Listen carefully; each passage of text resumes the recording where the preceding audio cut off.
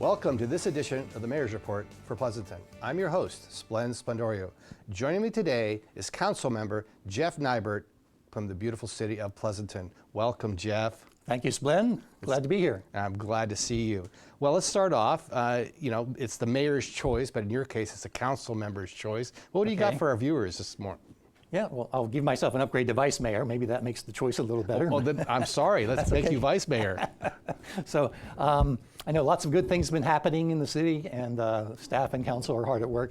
But I'd like to briefly mention the city's financial situation and our ongoing structural deficit forecast.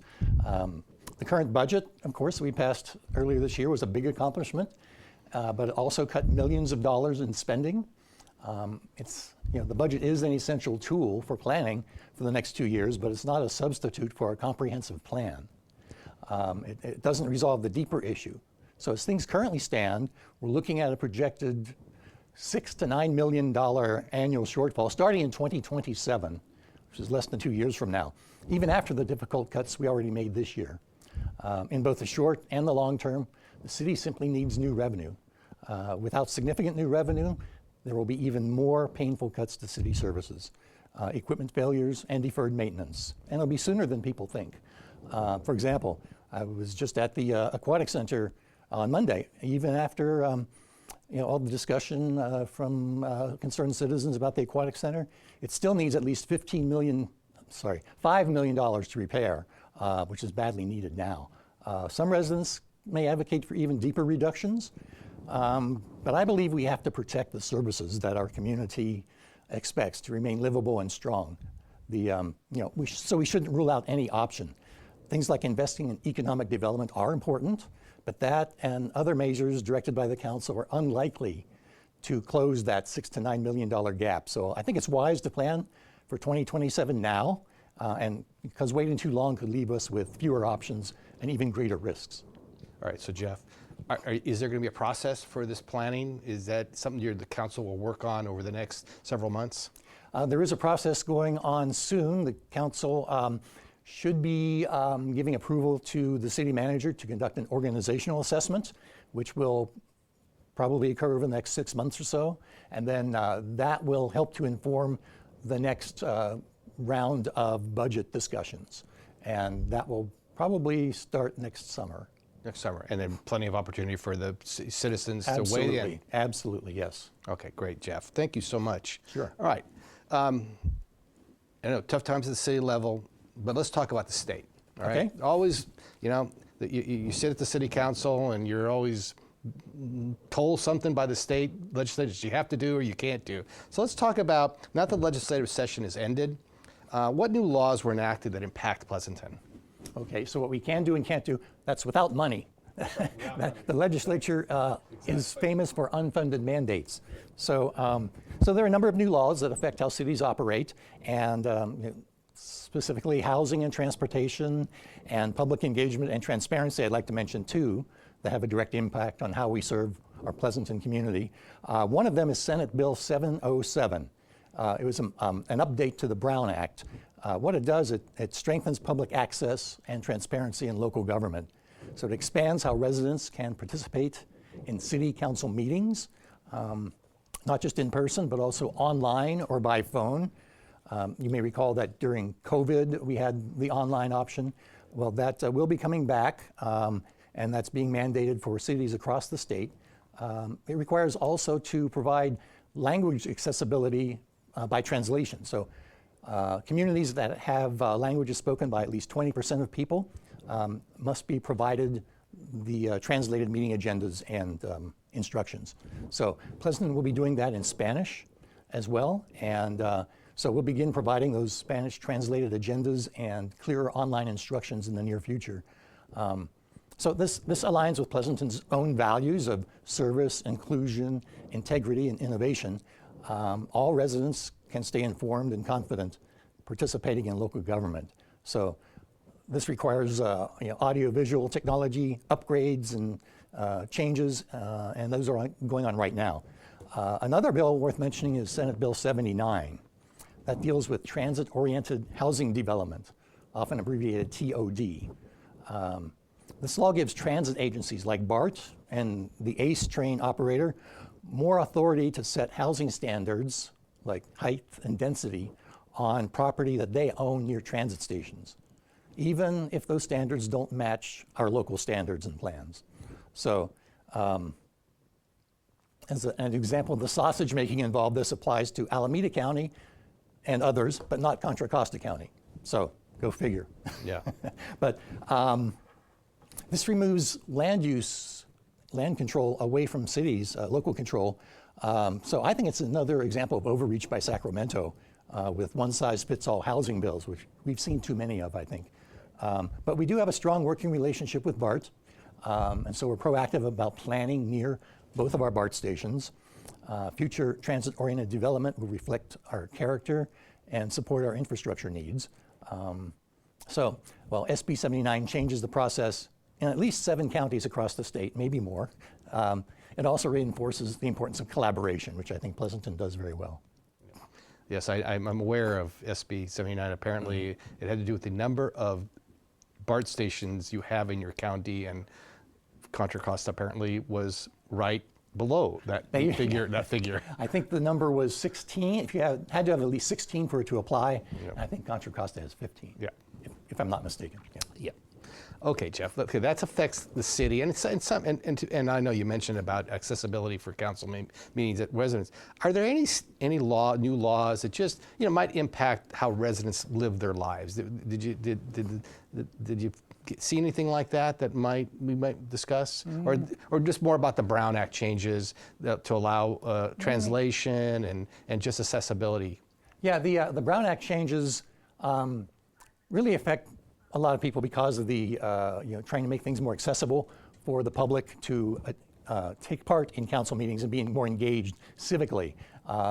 And early on, I think there had been a requirement or a proposed requirement in the bill to provide language translations for every language spoken in the county that met a certain threshold, but evidently got pared back to just 20% in the city. Let's hope that technology can solve some of that, right? Yes. Hopefully technology can solve some of that. Yes, let's hope so. In the recent past, the city went away from the audiovisual Zoom type of meetings because of Zoom bombing and things like that. Yeah. So. Yep. Okay, let's talk about a bright spot though. Okay. That's Pleasanton's gorgeous downtown.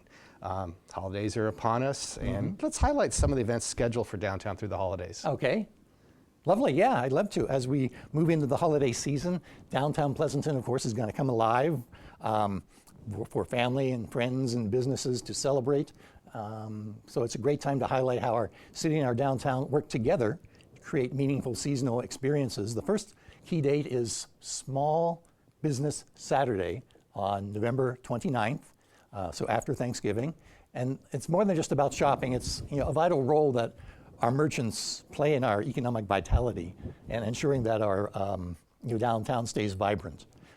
So as you know, when you shop local, you help strengthen Pleasanton's economy, you support families, support local businesses, and it keeps the unique character of our city intact. Absolutely. Yeah. And so there are 2 great events also in early December as we head into the holidays. On December 5th, the Pleasanton Downtown Association is hosting Magical Holiday Evening in downtown Pleasanton. So that's a chance to stroll along Main Street, enjoy shopping specials, dine in a festive atmosphere, take in live music and other family-friendly activities. So that sounds great. Sounds like a lot of fun. Then the very next day, on December 6th, of course, is the city's own hometown holiday celebration, with the parade starting at 5 o'clock and then the annual tree lighting ceremony at 6:45 following the parade. So it's a moment for the community to all come together and enjoy the spirit of the season. There's one more. On December 13th, the Downtown Association is sponsoring the Spirit and Sweater Stroll. Ooh, okay. Yeah. Tell us more about... More of that one. Yeah, I hadn't heard about that before.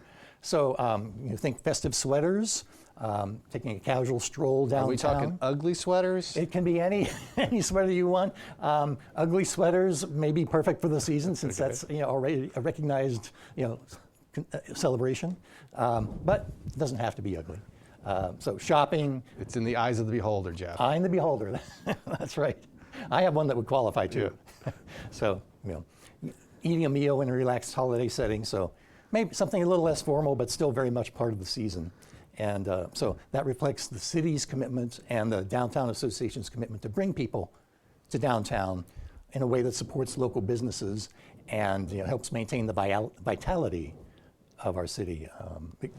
Inclusive and welcoming celebrations that everyone can enjoy, and making a real gathering place for everyone during the holiday season. Hey, Jeff, let me follow up on especially about the parade, because I mean it's always mostly for the kids, of course, but Not just. not just, but the kids probably get a lot out of it. If someone hasn't, who puts it on? That if someone wanted to enter into the parade, they want to put a float together. Is there can we look at the city's website, learn more about it, or is it the Downtown Association? Do you know who's putting on? If someone were just interested in participating, maybe volunteering to be a marshal, are there opportunities like that for the community? Probably the marshal's already spoken for. I don't know for sure, but as far as participating in the parade, I would encourage people to go check the city's website, and their contact staff members or departments given there to make an inquiry, or the Pleasanton Downtown Association as well. I know Gabby Welk has done a tremendous job in her new role there, and I'm sure she'd be happy also to direct anyone in the proper direction. All right, great. That's great, Jeff. No, like I said, it's always such a fun event. Yeah, it is. And we want to encourage people to. I didn't mean the Grand Marshal. I just meant the people that stand on the sideline and. Oh, I see. Yeah. Right. Not don't run in and go try to jump on a float. Right. Yeah, the people who wear the yellow vest and. Correct. All right, look Jeff. out for all of us. Jeff, we need to take a short break, but we'll be right back on this edition of the Mayor's Report for Pleasanton.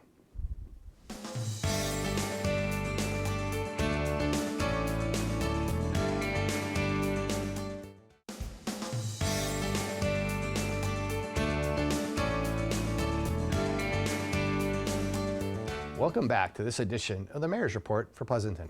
We are here talking with Vice Mayor Jeff Nybert from Pleasanton. Welcome back, Jeff. Thank you, Splend. We talked a little bit about state laws, local. Now let's talk about regional.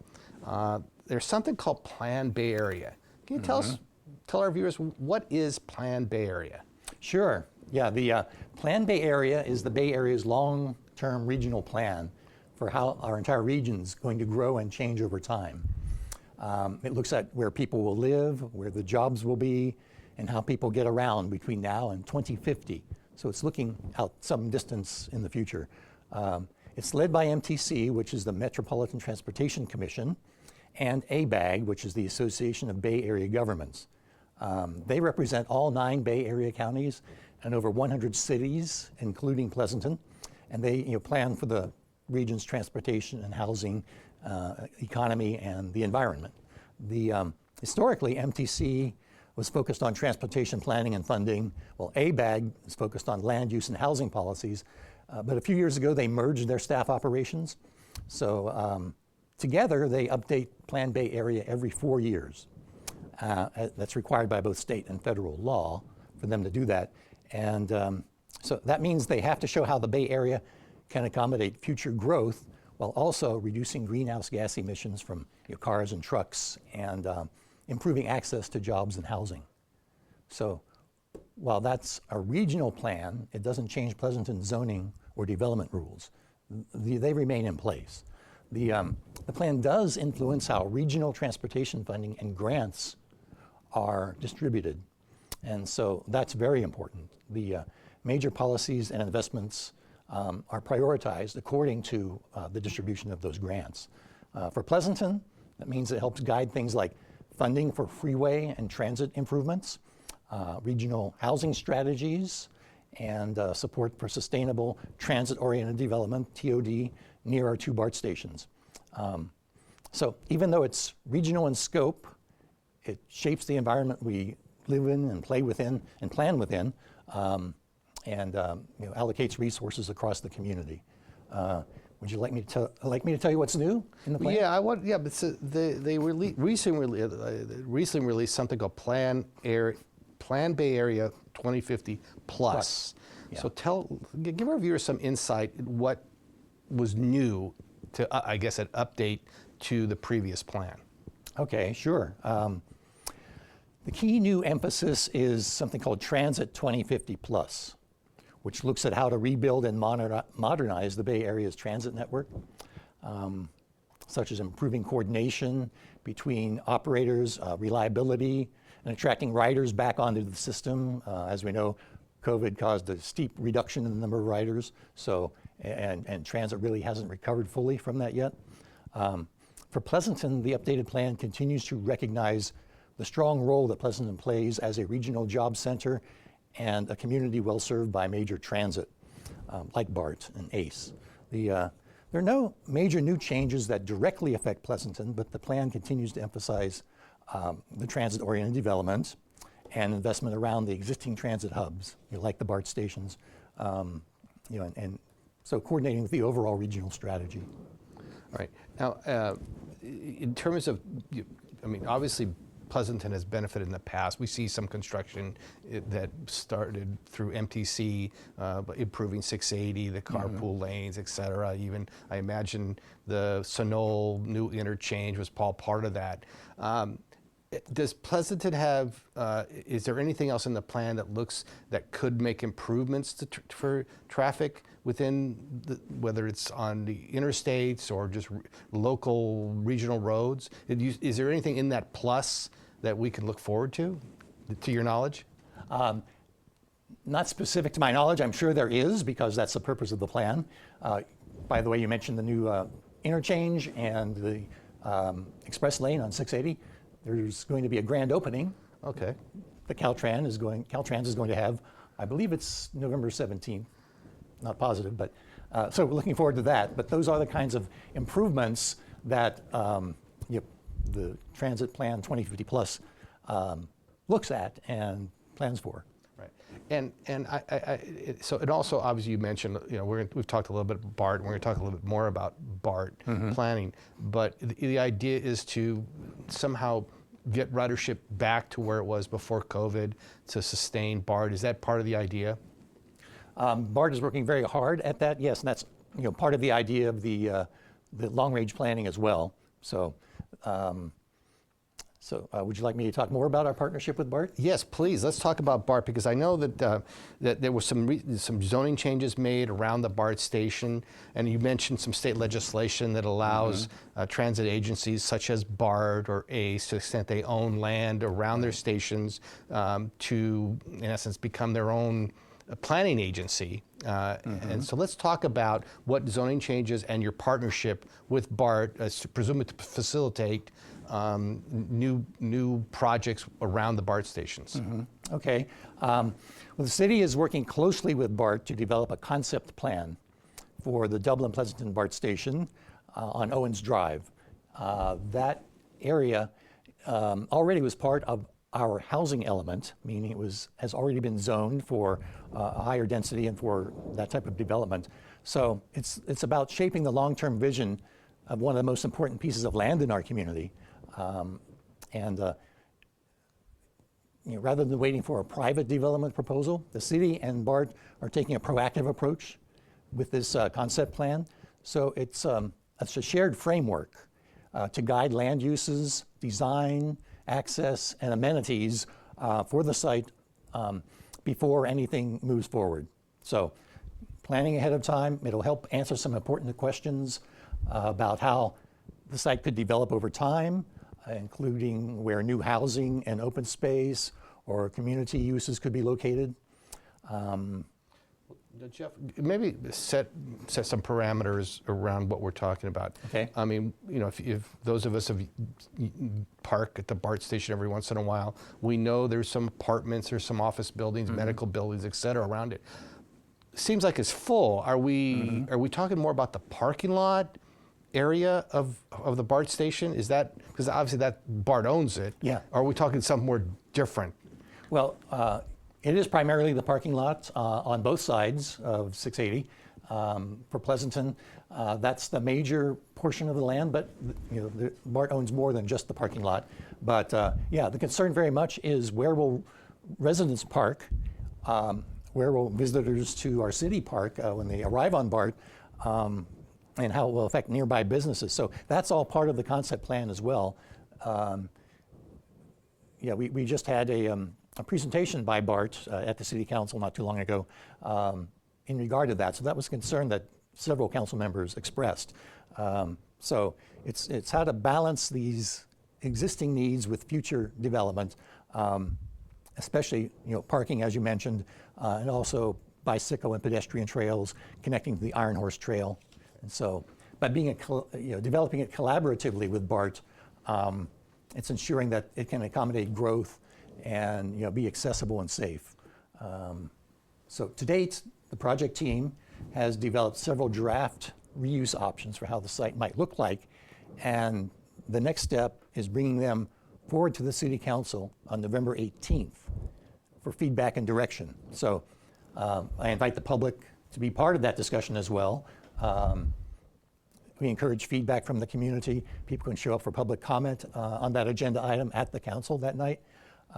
So the whole conversation will shape this framework, and we expect to finalize it in spring of 2026. All right. Jeff, before November 18th, do you think that these concept plans are available on the city website that viewers can look at now, or will they be there presumably before the 18th? They will certainly be there before the 18th.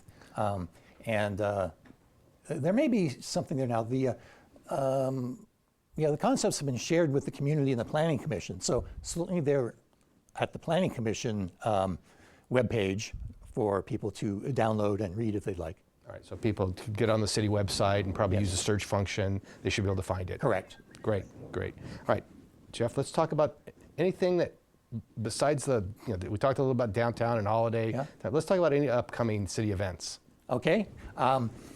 There's one very exciting one that is going to happen on November 15th. That we're celebrating Native American Heritage Month, and that will be a special community event from 11 a.m. to 1 p.m. at the Alviso Adobe Community Park.